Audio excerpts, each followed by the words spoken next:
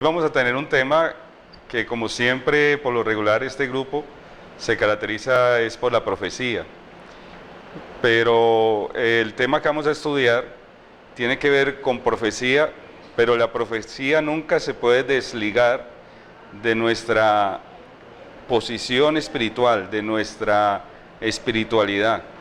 No puedo dejar de ser un fiel compañero de Jesús en todo el tiempo, aunque sepa mucho de profecía.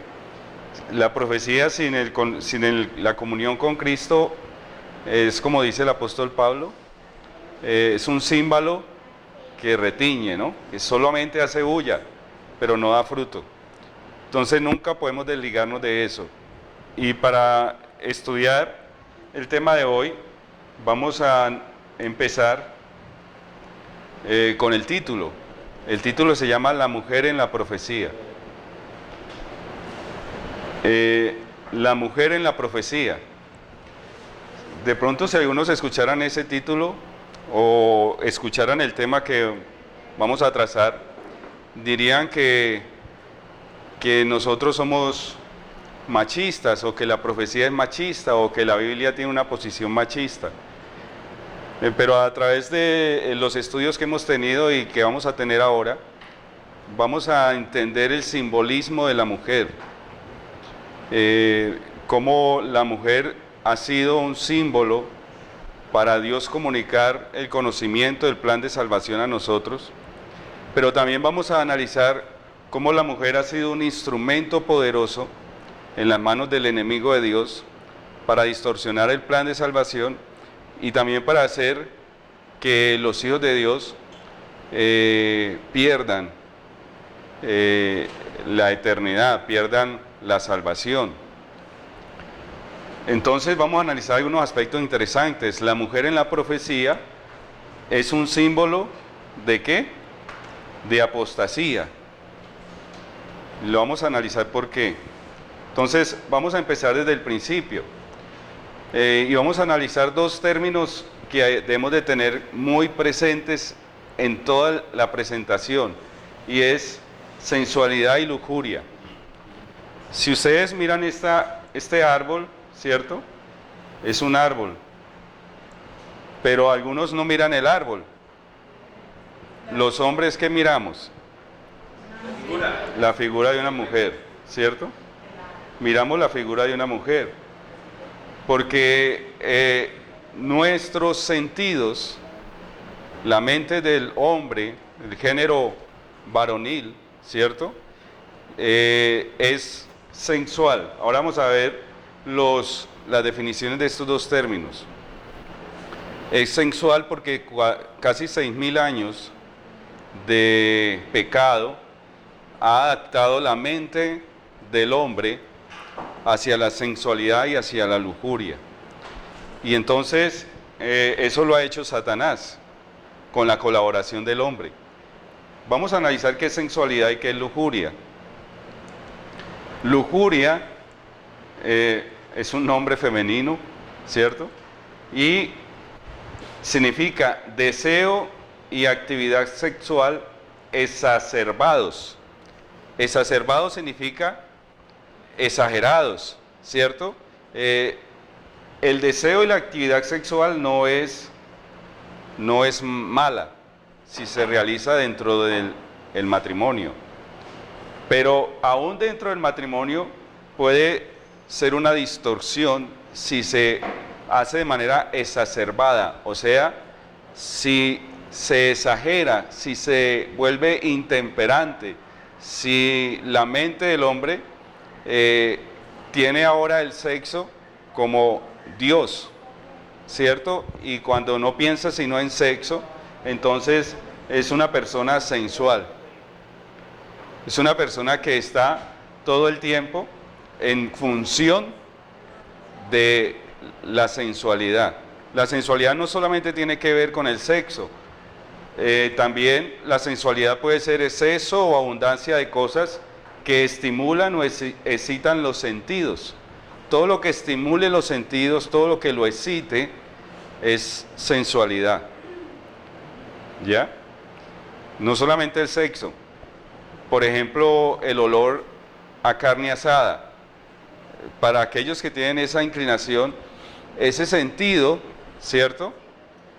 Así esté el estómago lleno y le inspire el deseo de consumir, es también sensualidad. Por ejemplo, las personas que son compradoras compulsivas se excitan en el solo pensar de que van a comprar y comprar y comprar, y eso crea en ellos esa dependencia. Sí, todo lo que incite los sentidos. Y la otra palabra, perdón, estoy hablando de lujuria, me equivoqué aquí, es lujuria, ¿no? Y la otra palabra es sensual, dice que está muy relacionada, dice de cada uno de los gustos y deleites de los sentidos, de las cosas que los incitan o satisfacen y de la persona aficionada a ellos. ¿Ya? Sensualidad, lujuria. Lujuria es el exceso, la sensualidad es la inclinación. Nosotros somos propensos a alimentar todo lo que a los sentidos parezca hermoso, sea atractivo. ¿Ya? ¿Por qué somos así? Porque desde un principio lo que sucedió en el Edén fue precisamente eso, ¿cierto? La primer mujer, Eva, fue ¿cómo? Tentada ¿por dónde? Por lo sensual. Le despertaron la lujuria. O sea, Eva lo primero que ve es algo hermoso. Eva lo primero que ve es un ser hermosísimo, el más hermoso del Edén, comiendo la fruta que Dios había dicho no comeréis de ella. Y fuera de ver, ahora entra por sus oídos la voz de esa criatura que le habla, ¿cierto? Y que le dice cosas que le despiertan el sentido también codicioso, lujurioso. Le dice que puede llegar a ser como Dios. Y vio la mujer que el árbol era bueno. ¿Qué dice? Vio, sentido, vista. Vio la mujer que el árbol era bueno para qué? Comer, ¿cierto? Otro sentido, el gusto. Y que era agradable a los ojos nuevamente. Y árbol codiciable para alcanzar sabiduría, conocimiento. Y tomó de su fruto y comió. Dio también a su marido, el cual comió así como ella. Eva fue tentada por los sentidos, se le despertó la lujuria, se le despertó la sensualidad y cayó. Satanás sabía que Eva iba a ser un instrumento poderoso para que el lujurioso Adán cayera. ¿Y por qué el lujurioso Adán? Porque Adán, aunque no estaba delante del árbol de la ciencia del bien y del mal, no estaba siendo tentado, tenía un problema ya en su corazón. Un problema que nació cuando Dios le presenta la mujer que iba a ser su compañera. Y entonces Adán empezó a desarrollar en él lujuria y sensualidad, porque la vio como hermosa. Hermosa no en lo espiritual.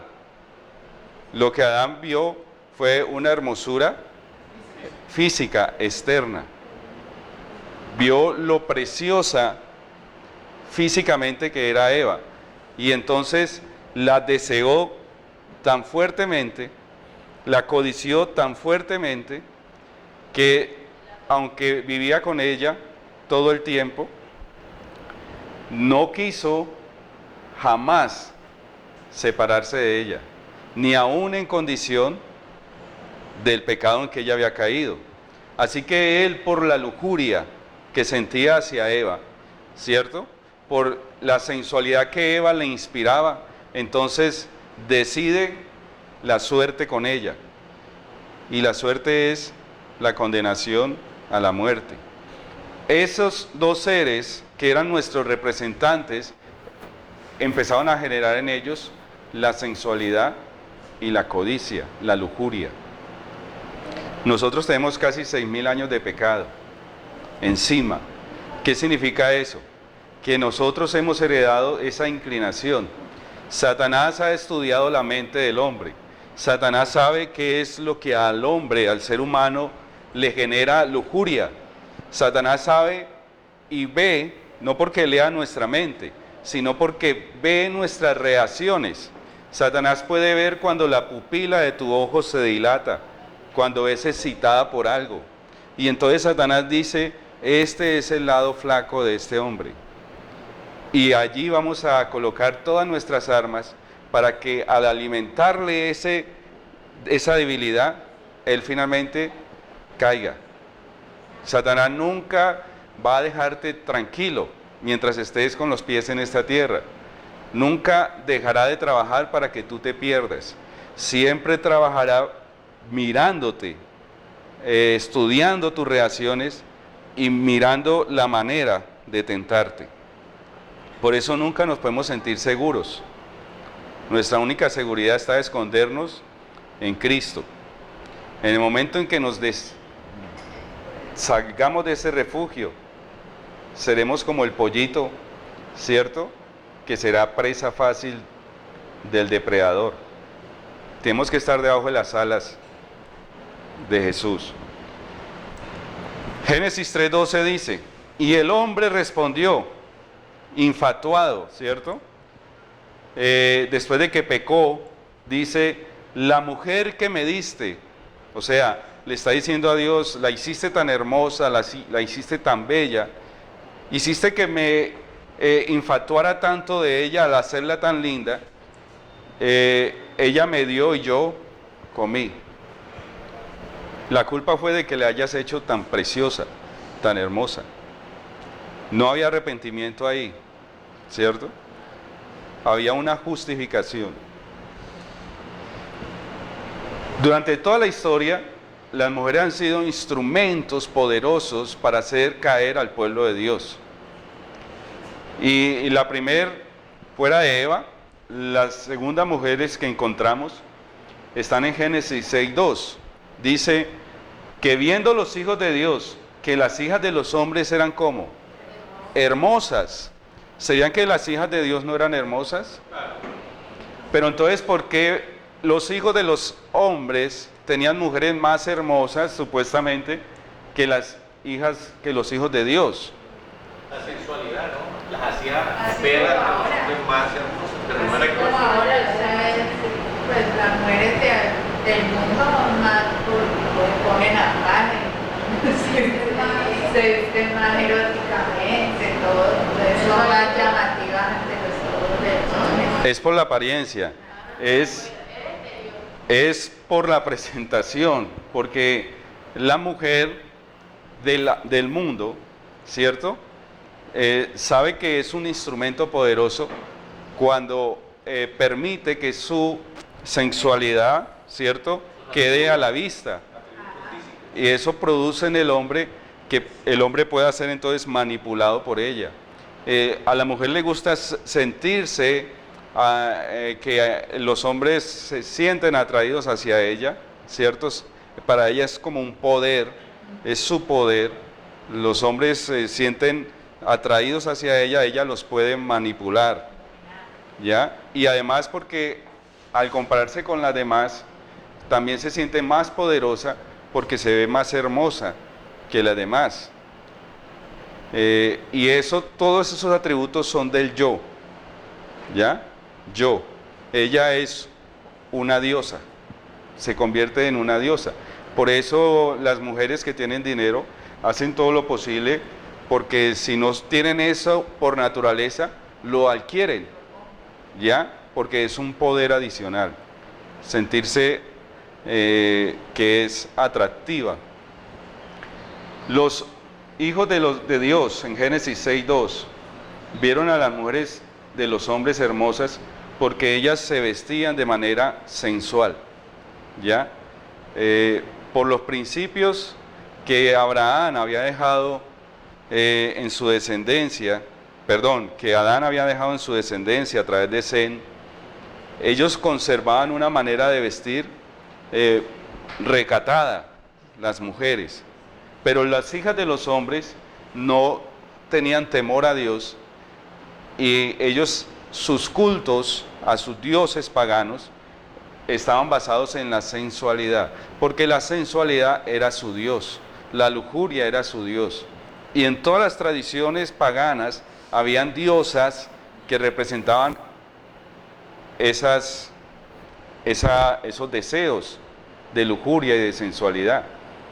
La diosa siempre por lo regular era un ser voluptuoso, ¿cierto?, que inspiraba el deseo sexual, y tenía sacerdotisas que servían al culto, y el culto era el acto sexual en honor a la diosa de la sensualidad.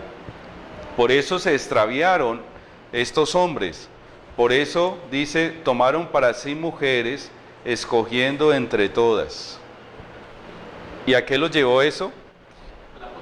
A la apostasía, los llevó al pecado y al degenero, de tal manera que Dios se arrepintió de haber hecho al hombre, y entonces finalizó con la destrucción causada por el diluvio, ¿cierto? Ese fue el pecado del diluvio, que generó el pecado del diluvio.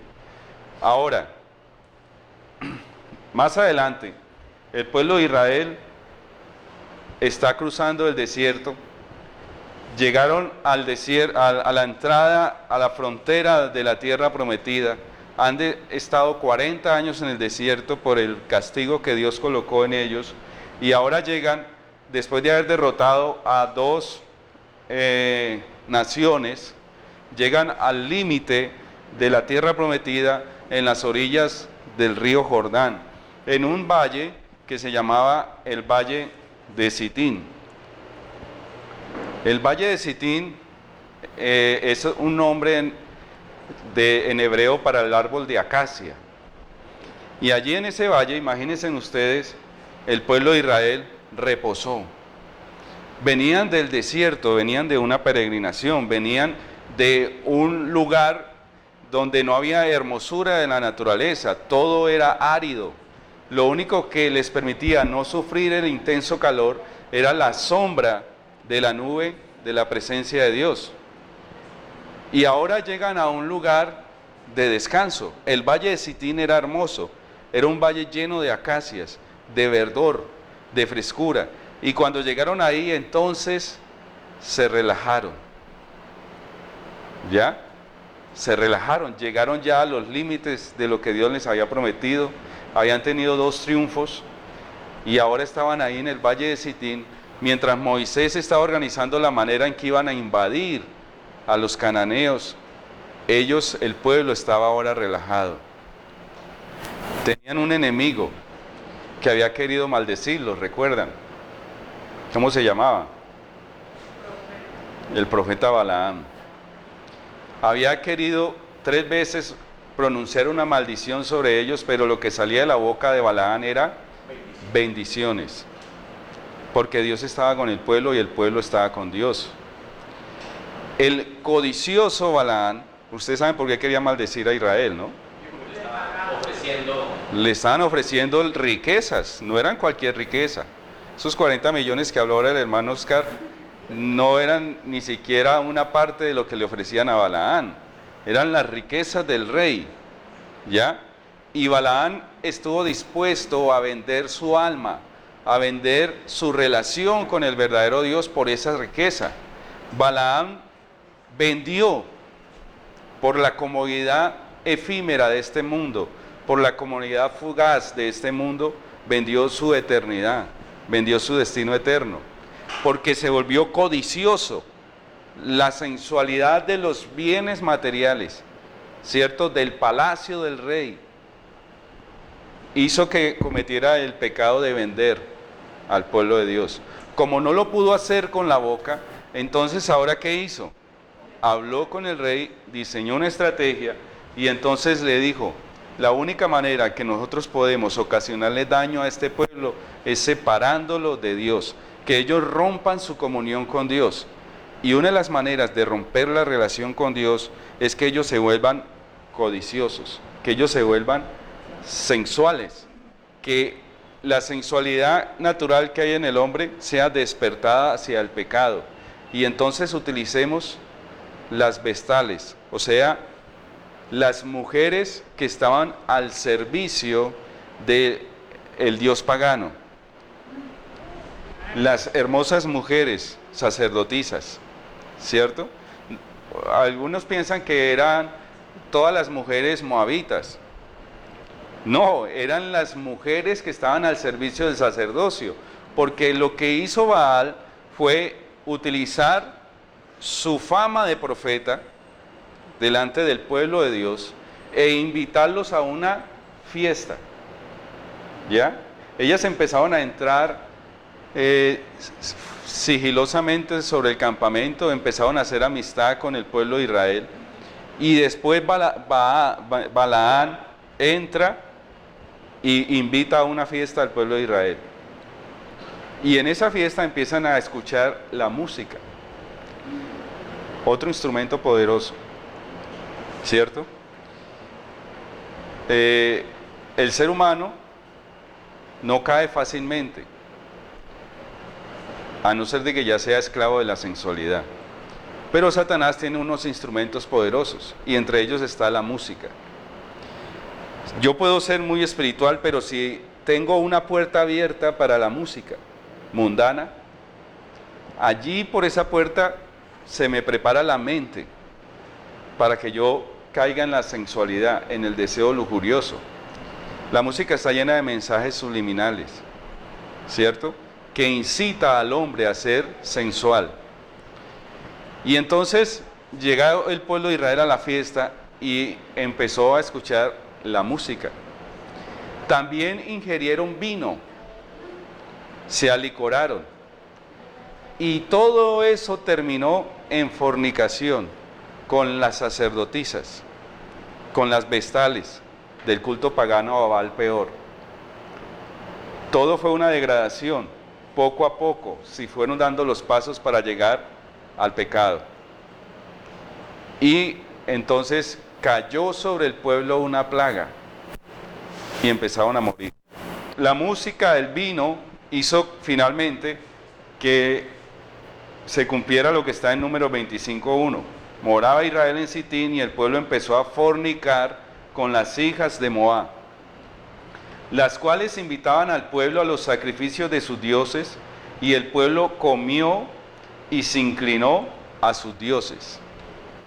La Biblia no dice que ingerieron vino, pero el Espíritu de Profecía dice que sí. O sea, lo que sucedió en el desierto, recuerdan, con el carnero, con el becerro de oro que construyeron, ¿cierto? Era un culto al que ellos estaban enseñados en Egipto, el culto al dios Sol, que era con borrachera, con orgías, con todo lo que es el desenfreno lujurioso. Eso eran los cultos a los dioses paganos. Hoy en día no se hace la fiesta delante de una estatua de un dios pagano, se hace en las casas, ¿cierto? En diciembre, por ejemplo, ¿ya?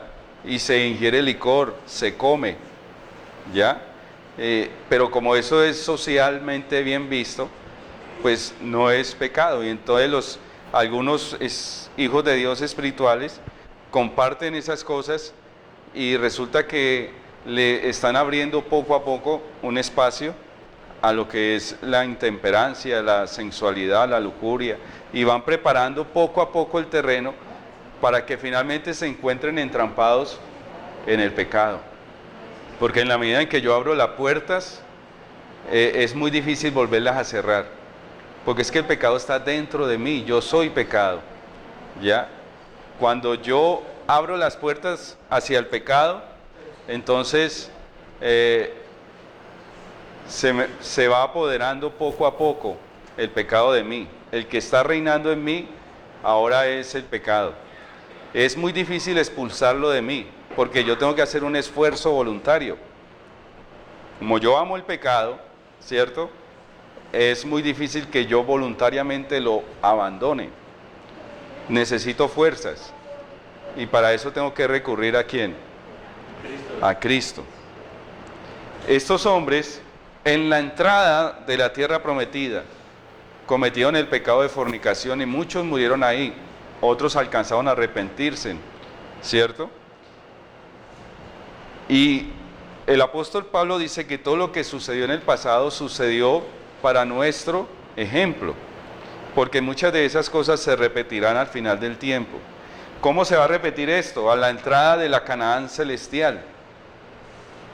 Ahora lo vamos a ver en la profecía, la repetición de lo que sucedió al pueblo. ¿Y qué decir, por ejemplo, del rey Acab? ¿Cuál fue el pecado de Acab? ¿Recuerdan al rey Acab? De la época de Elías. El pecado de Acab fue que se infatuó por la belleza, por la sensualidad de una mujer llamada Jezabel, que era hija ¿de quién? Del sacerdote del dios Baal.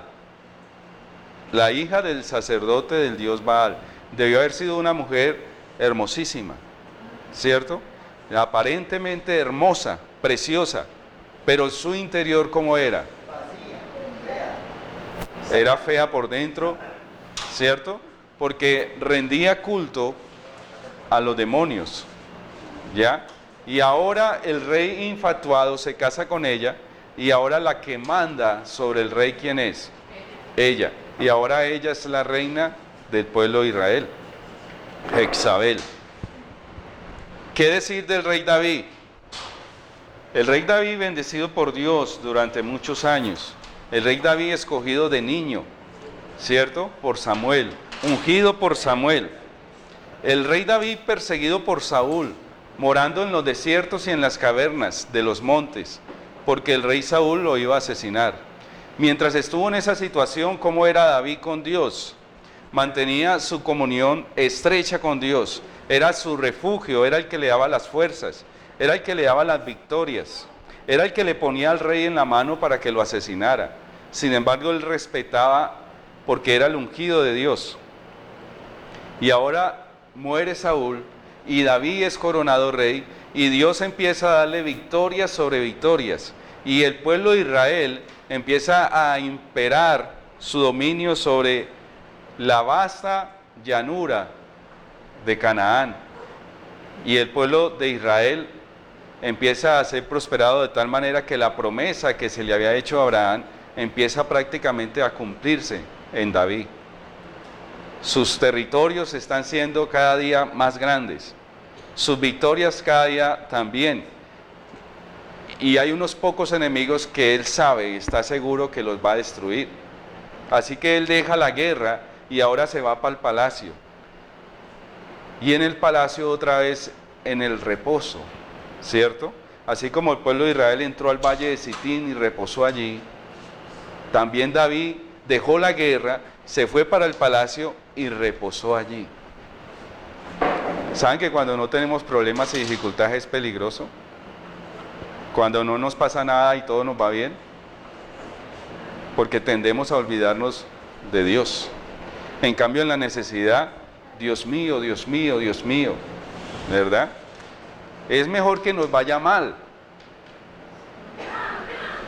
Y es mejor que pasemos por necesidades, por dificultades, porque así este corazón que tiende en el reposo a olvidarse de Dios no se va a olvidar de Él. David sufrió esa experiencia. David tenía muchas mujeres, no quiere decir que en las guerras él no hubiera sido lujurioso. Tenía ese pecado, tenía esa inclinación, tenía muchas mujeres. Donde quiera que iba se casaba, tomaba mujer para sí, ¿ya? Antes de ser rey, tenía esa inclinación. Y ahora comete un pecado y es poner los ojos en una mujer casada y casada con uno de sus capitanes. Que le cuida la vida, ¿eh? Sí. Y entonces en el palacio ve a esa mujer bañándose, ¿cierto?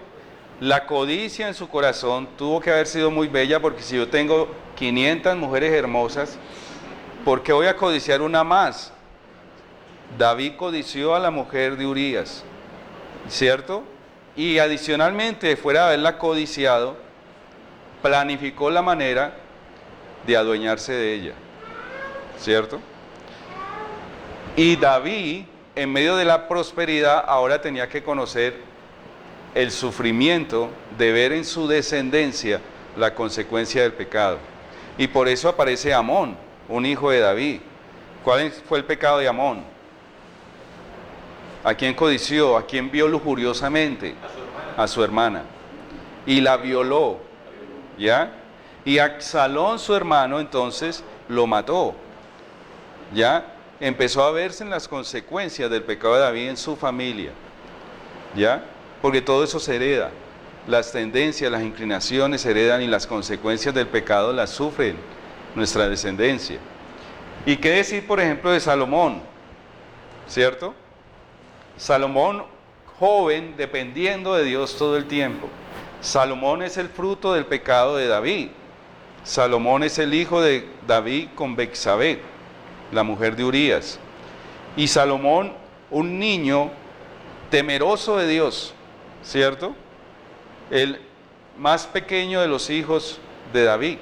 Sin embargo, iba a ser el heredero del reino.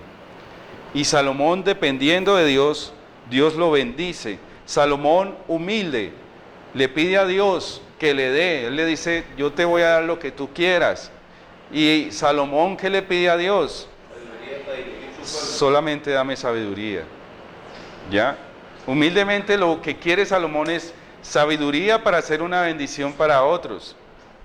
Pero Dios no solo le da sabiduría, le da prosperidad material.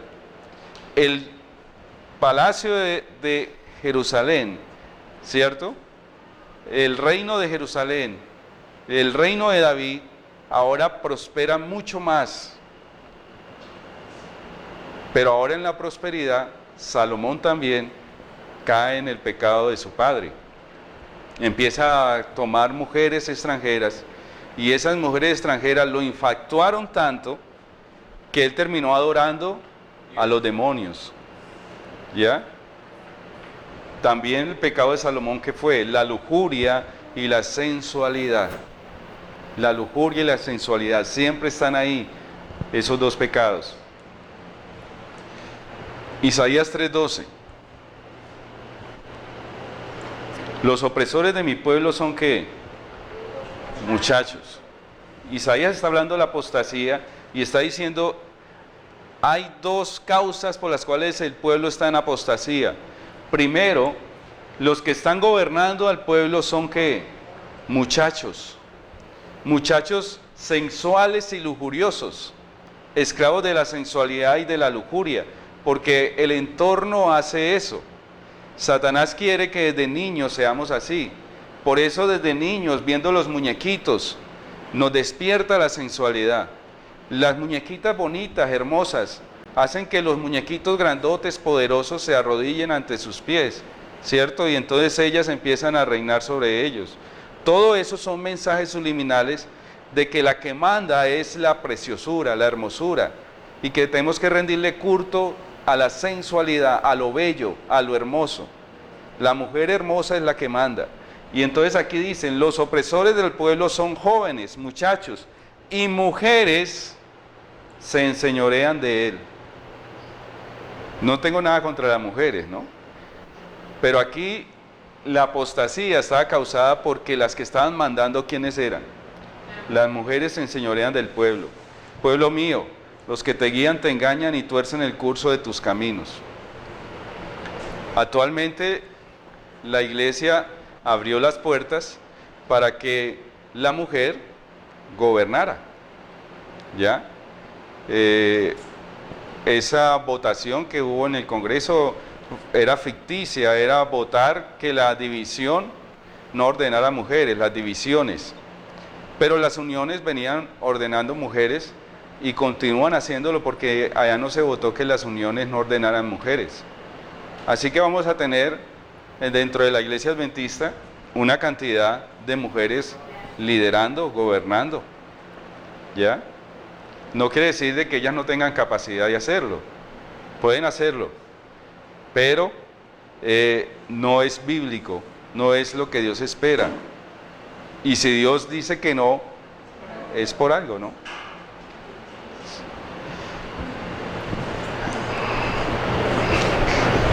La mujer en la profecía. Ahora vamos a ver lo profético, cómo lo utiliza Dios como símbolo.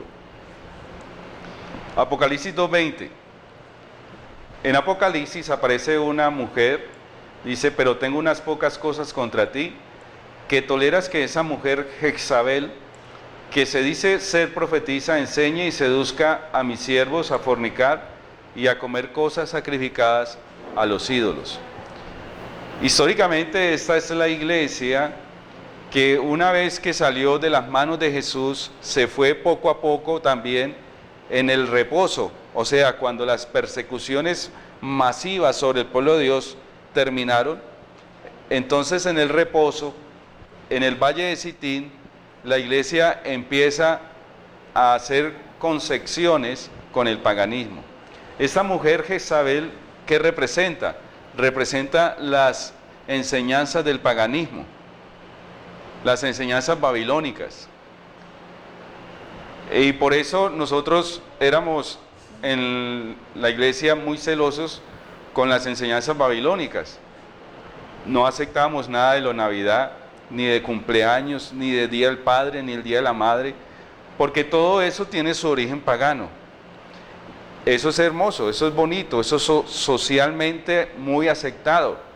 Y el que no lo practica es un antisocial, ¿cierto? Es visto de mal modo, porque hay que fomentar la armonía social, hay que estar bien en la familia, hay que estar bien con los compañeros de trabajo y hay que estar bien con los hermanos de la iglesia. Entonces, hagamos actividades que fomenten la integralidad, que podamos integrarnos los unos a los otros.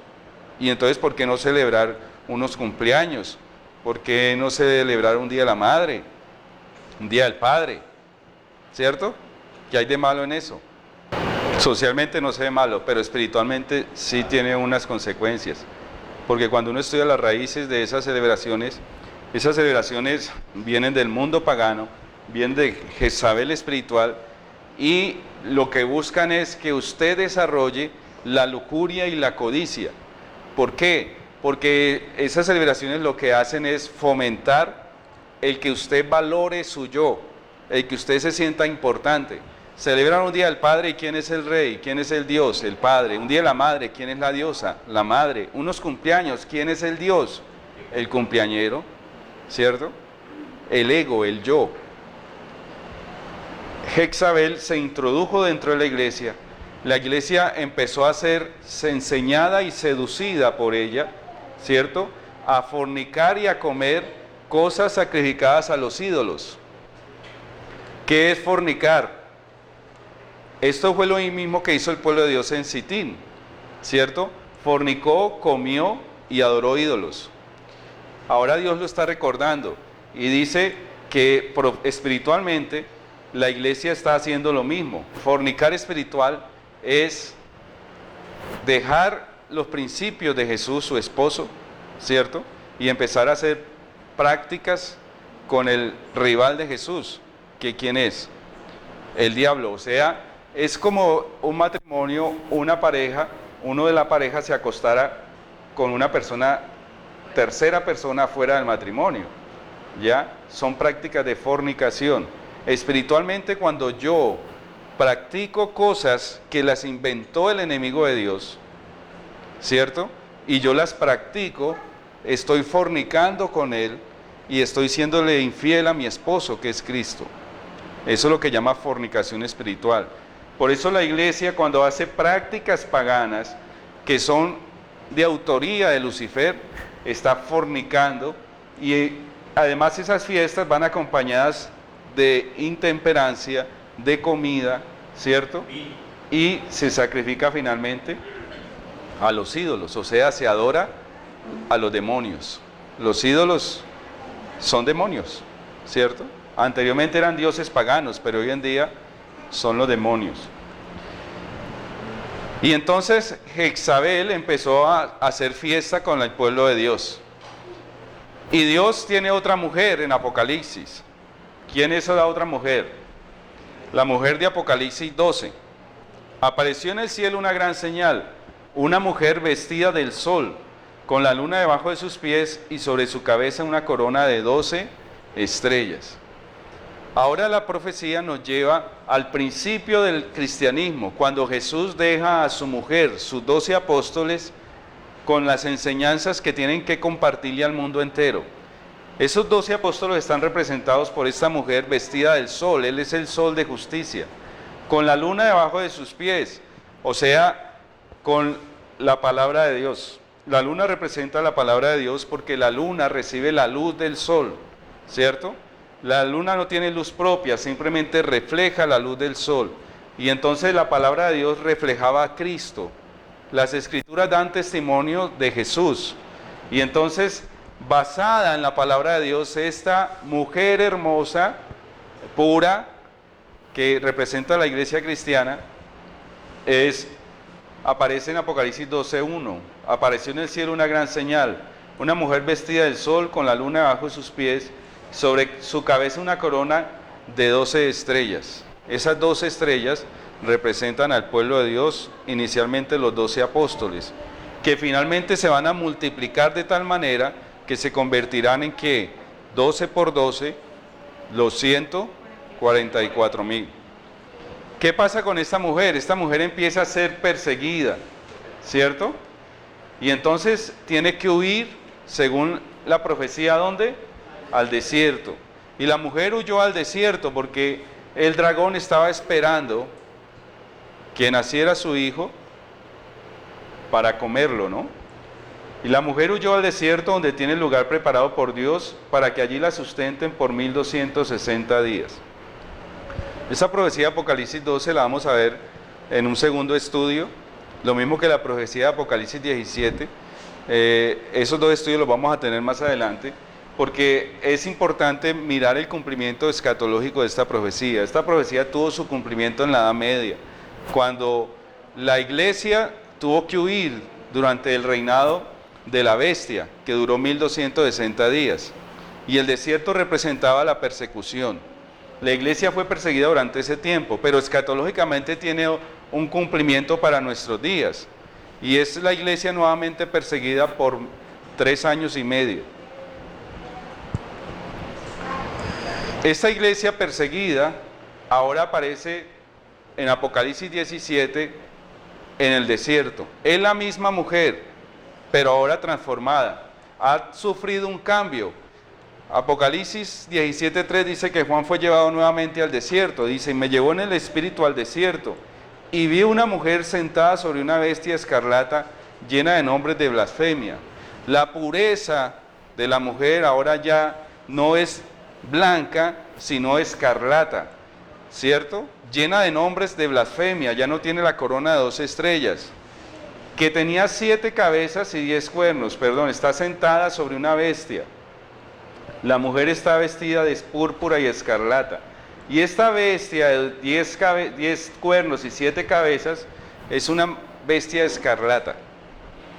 En Apocalipsis 12 el dragón es escarlata también, bermejo, y tiene 10 cabezas, tiene 10 cuernos y 7 cabezas. Lo que significa es que la mujer que salió pura, que estaba siendo perseguida por ese dragón, finalmente ese dragón la seduce, y ahora ella y el dragón son uno, andan juntos, ¿ya? La que había sido perseguida. ¿Por qué? Porque la mujer apostata. La mujer se deja seducir por el dragón, como Eva se dejó de seducir por la serpiente. Y ahora la iglesia apostata y se deja seducir por el dragón y empieza a practicar fornicación con él. Y entonces ahora la iglesia está practicando todos los ritos paganos que el dragón le ha enseñado, ¿cierto? Y se vuelve perseguidora. Esa mujer de Apocalipsis 17:3 sigue diciendo acá, 17:4, la mujer estaba vestida como de púrpura y escarlata. ¿Qué colores son estos? Púrpura y escarlata. Rojo y morado. ¿Por qué esos dos colores? ¿Por qué no vestida de otros colores diferentes? Porque es como más llamativo.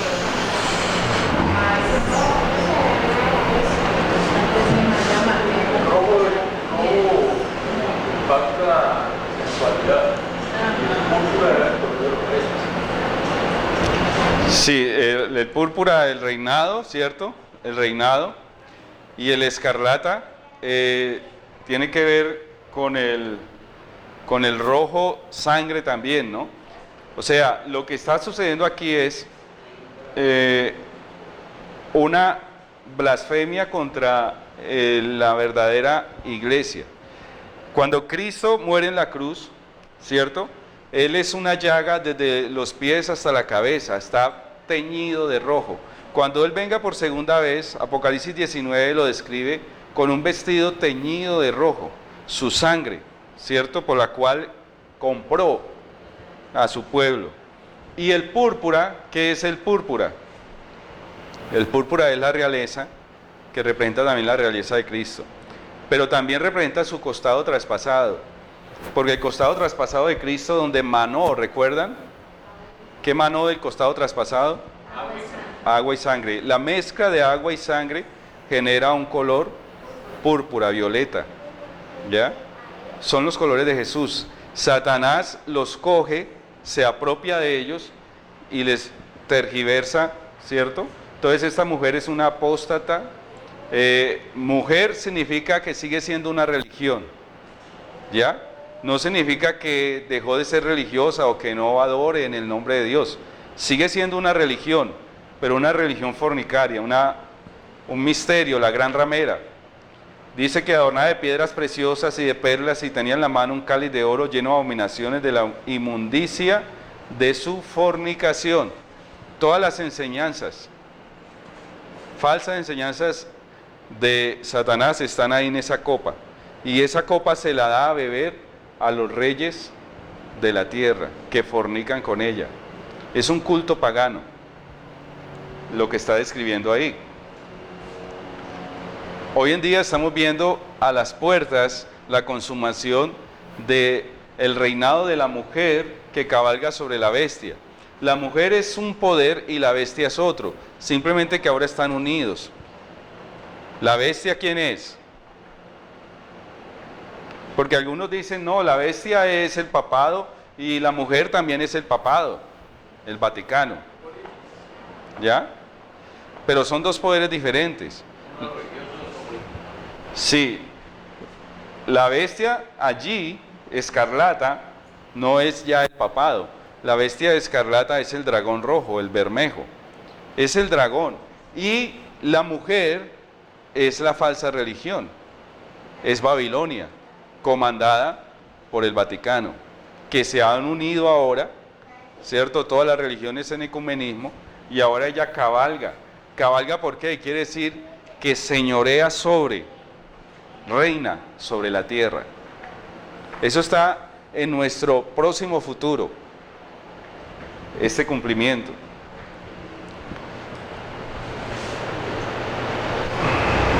Hay un propósito que, aunque Satanás haya seducido a la mujer y se haya apoderado de ella,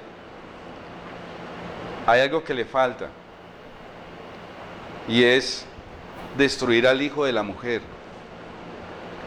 En Jesús se cumplió, lo clavó en una cruz, pero no lo pudo destruir, ¿ya? Al contrario, el hijo lo mató a él, o sea, lo destruyó en el sentido de que le quitó el señorío. Pero en nuestro tiempo hay un hijo que él tiene que matar. Eso se tiene que repetir. A la mujer la tiene de su parte, la tiene vestida de púrpura y escarlata, pero el hijo se le ha escapado y tiene que destruirlo. ¿Quién será ese hijo? El pueblo de Dios. Génesis 3:15, y pondré enemistad entre ti y la mujer, y entre tu simiente y la simiente suya, su hijo, ¿cierto? Esta te herirá en la cabeza y tú le herirás en el calcañar. Él puede apoderarse de la iglesia, de la mujer, pero el hijo lo va a destruir a él. El hijo de esa mujer lo va a destruir. Génesis 38:9, y sabiendo Onán, ¿quién era Onán? ¿Lo recuerdan? Sí, el hijo de Judá. El hijo de Judá. Onán era un descendiente de Judá. La simiente, el descendiente, el que iba a destruir a Satanás, iba a nacer de Judá, ¿cierto? Satanás quiso cortar desde un principio, desde la promesa del Edén, que la simiente lo iba a destruir, quiso cortar eso. Por eso mató a Abel, ¿cierto? Con Caín. Y ahora con Onán, que Onán, el descendiente, Onán no era el esposo de Tamar, era el hermano. Tamar era una mujer cananea con la cual Judá había casado a su hijo pero era malo, y era tan malo que dice la Biblia que Dios le quitó la vida. Y luego Onán, que era según la ley el que tenía que redimir a Tamar, la toma como mujer, pero por obligación, por ley. Él no quería darle descendencia a su hermano, y por eso dice la Biblia que sabiendo Onán que la descendencia no había de ser suya, sucedía que cuando se llegaba a la mujer de su hermano, vertía en tierra por no dar descendencia a su hermano. O sea, lo que hacía era un coito interruptus. Para no darle descendencia, vertía su semen en la tierra. ¿Quién estaba detrás de Onán? Realmente el que estaba detrás de Onán era Satanás, para que la descendencia, o sea, la simiente se interrumpiera y no viniera el que iba a herir en la cabeza. Entonces miren, Satanás está detrás de la mujer, siempre ha estado detrás de la mujer, siempre la ha vencido, la ha seducido, pero ha tenido problemas es con el hijo de la mujer. En nuestros días, ¿quién será el hijo de la mujer? Miren, aquí en Mateo 1:3, en la descendencia aparece Judá, que engendró de Tamar. ¿Por qué Judá engendró de Tamar? Porque ahora Tamar, ¿cierto? Una vez que Onán muere, porque Onán también Dios le quitó la vida por verter en tierra, por no permitir que la cadena descendiente hasta Cristo siguiera, le quitó la vida, y entonces había un hermano menor que tenía que crecer porque todavía era pequeño, para que pudiera redimir a Tamar. Pero una vez que ese hermano cumple la mayoría de edad, Judá se olvida de Tamar y no la redime. Y entonces Tamar estratégicamente diseña un plan, y es que se da cuenta que Judá va de un lugar a otro a trasquilar las ovejas, dice. Y entonces ella se viste, se pone un velo y se pone a la orilla del camino. Y entonces allí en la orilla del camino Judá piensa que es una vestal, o sea, la Biblia dice que es una ramera, pero a las vestales que son las sacerdotisas del culto pagano, no se las consideraba como las considera la sociedad hoy en día las rameras, ¿ya? Porque una ramera la sociedad pues la tiene mal vista. En ese tiempo una ramera, una vestal, o sea, una sacerdotisa del culto pagano, era respetable, porque se consideraba que tenía un cargo sagrado, era una sacerdotisa. Y entonces él considera que es una sacerdotisa por la apariencia, seguramente ella se disfrazó así, recordemos que ella no era judía, ¿ya? Y entonces la confunde con una ramera, y está con ella y engendra entonces en ella. Ustedes pueden leer la historia en la casa. Engendra en ella, y ella tiene a 2 hijos, a Fares y a Zara. Estos pertenecieron a la genealogía de Jesús. Fueron gemelos, sí. Entonces allí vemos la lucha de Satanás por cortar esa descendencia, por matar al hijo, pero no pudo. Finalmente el hijo vino al mundo y lo venció. Ahora él tiene una lucha, y la lucha de ahora, ¿cuál es? Apocalipsis 12:4. Su cola arrastraba la tercera parte de las estrellas del cielo y las arrojó sobre la tierra. Y el dragón se paró frente a la mujer que estaba para dar a luz, a fin de devorar a su hijo tan pronto como naciese. Y Apocalipsis 12:17. Entonces el dragón se llenó de ira contra la mujer. Esta es la persecución. Mire, a Jesús no lo pudo vencer, Pero ahora él está persiguiendo a los descendientes de Jesús, o sea, al otro hijo de la mujer. Recuerden que la mujer que Jesús dejó pura se contaminó en la Edad Media, ¿cierto? Pero una nueva mujer pura nace en el movimiento milerita, ¿cierto? Una nueva mujer, una nueva iglesia, una nueva religión pura, porque acepta ahora todo el Antiguo Testamento, acepta la verdad de la ley, acepta la verdad del sábado, cree en el santuario y espera la venida de Cristo. Nace esa mujer pura, pero esa mujer pura también ahora se repite la historia, es perseguida por el dragón. El dragón la seduce, la está seduciendo, el dragón la está vistiendo de púrpura y escarlata, la está llenando de abominaciones. Ella está cabalgando ahora sobre el dragón, camina con él, pero hay un descendiente o una descendencia que él tiene que destruir. ¿Quiénes serán esos?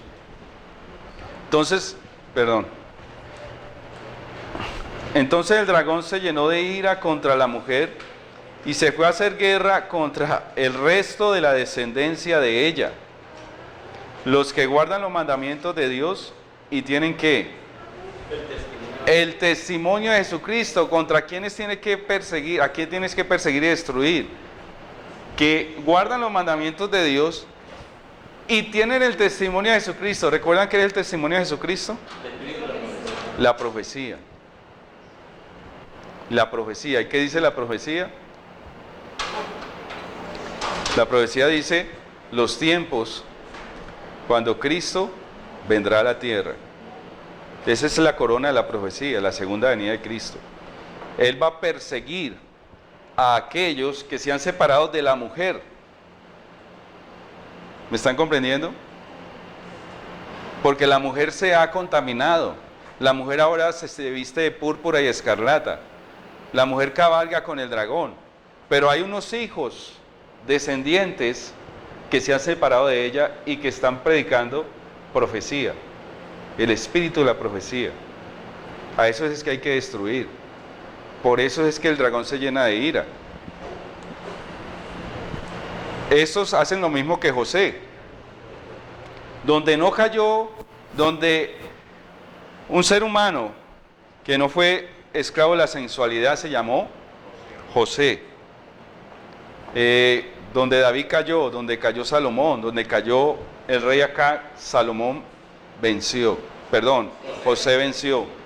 Apocalipsis 14:4 debe ser la característica de los hijos de Dios, del remanente de los últimos días. Estos son los que no se contaminaron ¿con qué? Con mujeres, los 144,000. ¿Qué significa eso? Que los 144,000 no pertenecerán a una denominación, porque se han separado de ella, porque las denominaciones han apostatado, se han vestido de púrpura y escarlata. Ahora ellos son hijos de ella, pero perseguidos por el dragón. Ellos no se contaminaron con mujeres. Cuando estén en el cielo, se les va a realzar esa característica. Estos son los que no se contaminaron con mujeres. ¿Me están comprendiendo? Pues son vírgenes. ¿A qué religión perteneces? ¿Cuál es tu denominación? Son vírgenes. Soy un virgen espiritual. Mi salvación no depende de mi relación con una mujer espiritual, con una iglesia. Mi salvación depende de quién, del Cordero. Estos son los que siguen al Cordero por doquiera que va. Estos fueron redimidos de entre los hombres como primicias para Dios y para el Cordero. El pueblo remanente será un hijo de la descendencia, una descendencia de la mujer perseguida. Han abandonado a la mujer, han abandonado a su madre, porque su madre se ha contaminado, y entonces ahora siguen al Cordero vírgenes por doquiera que va. Por eso Jesús, cuando le dijeron, tu madre y tus hermanos te buscan, mi madre y mis hermanos son los que hacen la voluntad de mi Padre. Esos son mi madre y mis hermanos, ¿ya? Los que hacemos la voluntad de Cristo somos hijos de Dios. Puede que hayamos sido engendrados en la mujer, pero finalmente al nacer, ¿cierto? Al darnos luz, nosotros seguimos es al Cordero, a Cristo, a la cabeza de la mujer. La mujer se puede extraviar, pero nosotros seguimos al Cordero, por doquiera que va. Finalmente, no todo el símbolo de la mujer es malo, ¿cierto? Porque finalmente va a haber una mujer triunfadora, la mujer celestial. Apocalipsis 19:7 dice: gocémonos y alegrémonos y démosle gloria, porque ha llegado las bodas del Cordero y su esposa se ha preparado, ¿cierto? Finalmente la esposa pura está en el cielo. ¿Y quién es esa esposa pura? Y yo, Juan, vi la santa ciudad, la nueva Jerusalén, descender del cielo de Dios, dispuesta como una esposa ataviada para su marido. Esta esposa no es una ciudad, son los habitantes de esa ciudad. ¿Y quiénes son los habitantes de esa ciudad? Los que estando aquí en la tierra son perseguidos, no se contaminan con mujeres, no pertenecen a una denominación porque siguen a Cristo. Satanás ha seducido a las mujeres, a las esposas de Cristo aquí en la tierra, las ha vestido de púrpura y escarlata, pero ellos andan andariegos, perseguidos por este mundo, porque en el cielo están sus nombres escritos, y allá donde están sus nombres escritos, en la Nueva Jerusalén, están siendo perfeccionados cada día, para que finalmente ellos sean la esposa eterna de Cristo, los compañeros eternos de Jesús. ¿Cuántos quieren formar parte de la esposa de Cristo? Dios les bendiga. Que cada día vivamos de acuerdo a esta luz y que no nos dejemos seducir. Que si hay sensualidad dentro de nosotros, podamos por la gracia de Cristo apaciguarla, dominarla, ¿cierto? Que no nos dejemos llevar por los sentidos, por la codicia, por la lujuria. Que el Señor nos ha llamado a negarnos a nosotros mismos y a formar en nosotros una imagen a su semejanza. Que esa sea la voluntad de Dios en nuestras vidas y que sea una realidad.